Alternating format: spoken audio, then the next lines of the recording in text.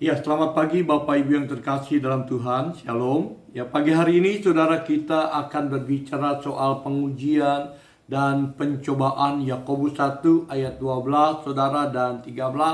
Kita baca sama-sama berkata begini. Berbahagialah orang yang bertahan dalam pencobaan, sebab apabila ia sudah tahan uji, ia akan menerima mahkota kehidupan yang dijanjikan Allah kepada barang siapa yang mengasihi dia. Apabila seseorang dicobai, janganlah ia berkata pencobaan ini datangnya dari Allah. Sebab Allah tidak dapat dicobai oleh yang jahat dan ia sendiri tidak mencobai siapapun. Nah, Bapak Ibu yang terkasih dalam Tuhan, ketika seseorang mau membeli emas atau menjual emas, biasanya saudara emas itu dicoba dulu, dites saudara, diuji saudara.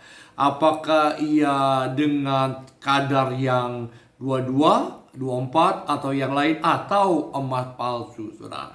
Ya. Dan dites itu saudara harus dites untuk membuktikan tentang emas itu asli atau palsu saudara. Kadangkala di dalam hidup kita seringkali bergampang berkata bahwa saya adalah orang Kristen dan saya adalah orang yang mengasihi Tuhan, saya bla bla bla bla begitu saudara. Namun segala sesuatu yang kita ucapkan saudara itu terlihat teruji saudara ketika kita sedang menghadapi satu tantangan di dalam hidup kita. Apakah kita Kristen murni atau Kristen abal-abal begitu saudara? Apakah kita ini hamba-hamba Tuhan yang sungguh-sungguh atau hamba Tuhan upahan begitu saudara? Nah, oleh karena itu Bapak Ibu yang terkasih dalam Tuhan, di dalam kitab Yakobus ini, saudara mengingatkan kepada setiap kita, saudara, tentang paradigma di dalam hal ketika kita menghadapi cobaan, saudara, di dalam hidup ini. Ketika dia berkata, Yakobus berkata, berbahagialah orang yang bertahan dalam pencobaan, saudara. Sebab apabila ia sudah tahan uji, ia menerima mahkota kehidupan yang dijanjikan Allah kepada barang siapa yang mengasihi dia. Ingat, saudara, barang siapa yang bertahan, saudara, dia akan mendapatkan mahkota. Saya berharap bahwa setiap kita, apapun masalah kita, apapun tantangan kita, kita tetap bisa bertahan melewatinya, bahkan kita menjadi pemenang, bahkan lebih pemenang, saudara. Alkitab katakan begini, saudara.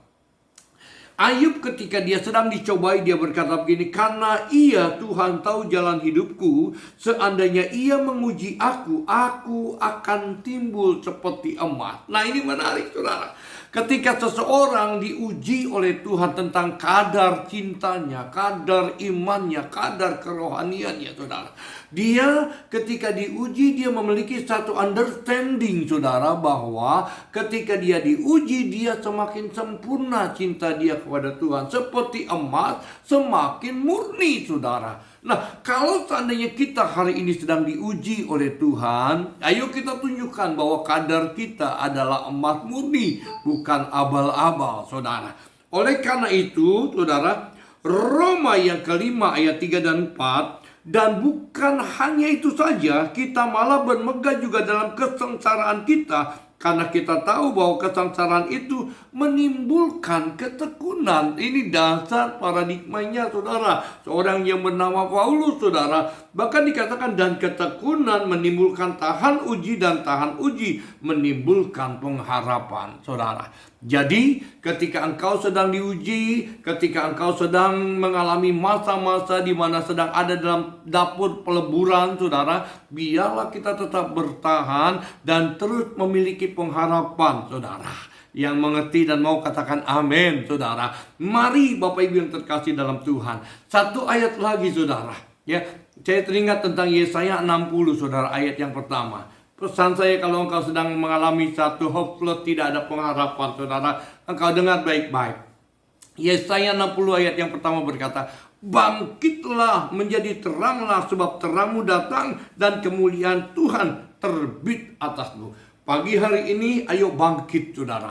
Engkau harus terus menjadi terang, ya, bukan oleh karena kekuatanmu, tetapi oleh karena Roh Tuhan yang akan terus menyertai kita sampai selama-lamanya. Tetap kuat, tetap bertahan, keluar sebagai pemenang. Badai pasti berlalu. Shalom.